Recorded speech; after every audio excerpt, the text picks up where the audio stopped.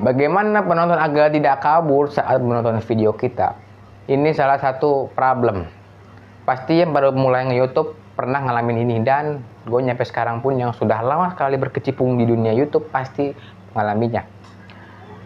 Sebelum gue mulai, gue mau disclaimer bahwasannya ini adalah penilaian pribadi, bukan hasil yang mutlak. Jadi ini bisa tepat ataupun tidak. Gua akan langsung mulai yang pertama. Yang pertama adalah teman-teman harus tahu dulu. Di sini gua akan bedah dalam dua konten. Konten pertama, konten dengan menggunakan muka seperti ini. Yang kedua adalah konten tanpa muka. Kalau konten yang menggunakan muka seperti ini, gue berdiri seperti ini, teman-teman harus memanfaatkan dulu atau belajar public speaking atau ilmu komunikasi. Kenapa ilmu komunikasi itu penting sekali bagi seorang YouTuber atau mungkin influencer? Karena ini adalah kunci kita bagaimana menyampaikan sesuatu atau informasi dengan sederhana. Contoh, di sini gue akan bikin konten tentang cara menjadi YouTuber. Kalau teman-teman ngomongnya belepotan, kalau ngomongnya itu asal-asalan, kalau ngomongnya nggak teratur dan tidak terstruktur, teman-teman bakal pusing sendiri dan penonton pun bakal nggak ngerti. Nah, jadi teman-teman harus belajar dulu cara berkomunikasi, cara public speaking, dan lain sebagainya. Kalau untuk channel game, itu adalah sama. Kita belajar public speaking, tapi skill game kita ditingkatin. Ya, biasanya kalau gue yang buat adalah channel-channel game itu kan ada yang tanpa muka. Nah, teman-teman cara ngomongnya itu ya, bagaimana kita membangun emosi dalam suara kita. Itu harus teman-teman belajar ilmunya. Kalau teman-teman tidak belajar, ya nggak bisa gitu loh. Nah, selanjutnya adalah gue akan membuat dan memberitahu bahwasannya kita harus meningkatkan visual kita. Visual ataupun video yang akan kita tampilkan ke penonton itu harus menarik sekali. Kenapa? Karena kalau tidak menarik atau tidak bagus, ya orang bakal skip. Sebenarnya bagus jeleknya video itu bukan seberapa jago kita mengedit, seberapa hebat kita atau seberapa canggih alat yang kita pakai. Itu enggak, tergantung dari skill juga. Misalnya teman-teman skill public speakingnya bagus, dengan konten sederhana seperti ini pun bisa meledak.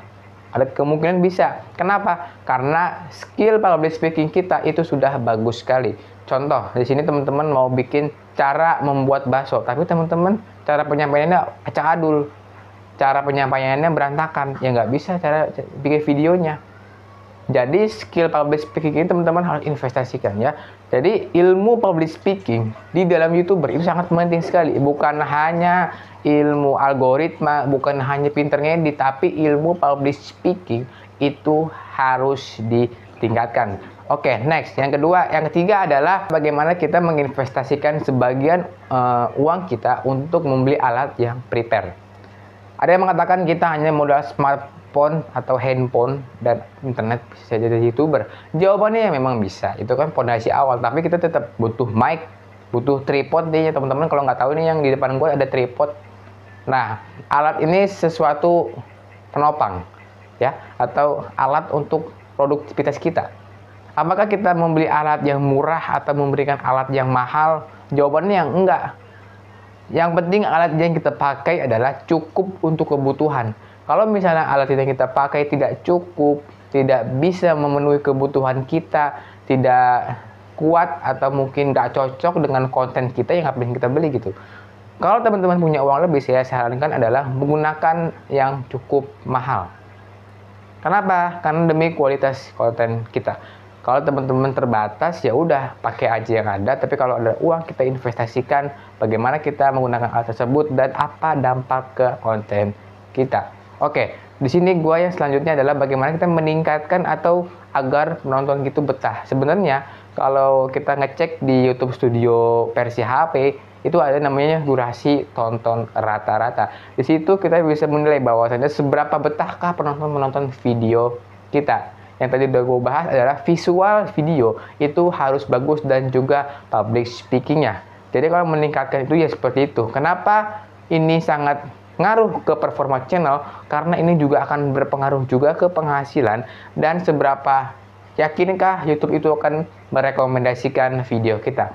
Kalau misalnya kita bikin konten yang bagus, kita bikin konten dengan durasi tonton rata-ratanya sangat-sangat tinggi, orang atau YouTube bakal merekomendasikan video kita, teman-teman. Jadi kalau teman-teman tuh mau dapat penghasilan yang besar, kalau mau mendapatkan penonton yang loyal, itu buatlah konten yang bermanfaat atau buatlah konten yang berisi, yang ada ilmunya dengan visual yang bagus.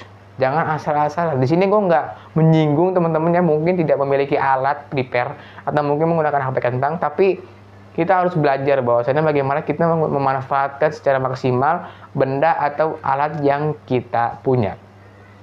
Yang selanjutnya adalah bagaimana kita meningkatkan skill editing kita. Nanti penting sekali teman-teman. Skill editing itu sangat penting sekali. Sebagian orang mungkin kalau ada biaya bisa nyewa editor. Tapi kalau teman-teman yang dana terbatas, kita bisa memanfaatkan aplikasi CapCut atau CapCut yang versi Pro-nya mungkin kalau ada biaya, tapi kalau teman-teman tidak punya, teman-teman bisa memanfaatkan aplikasi biasa. Tapi skill untuk pengeditan itu di-upgrade. Ingat, teman-teman membayar suatu kelas atau membeli suatu alat untuk edukasi, untuk dipelajari, itu nggak rugi sama sekali. Ya, jadi teman-teman kalau mau jadi YouTuber adalah jangan hanya ilmu algoritmanya aja, jangan hanya ilmu cara sistem YouTube-nya aja dipelajari, tapi bagaimana kita bisa membangun, ya, dan bagaimana kita bisa membangun juga penonton itu bisa betah dengan konten yang kita buat. Nah, jadi itu adalah pembahasan kita di video kali ini. Semoga bermanfaat. Sampai jumpa lagi di video selanjutnya.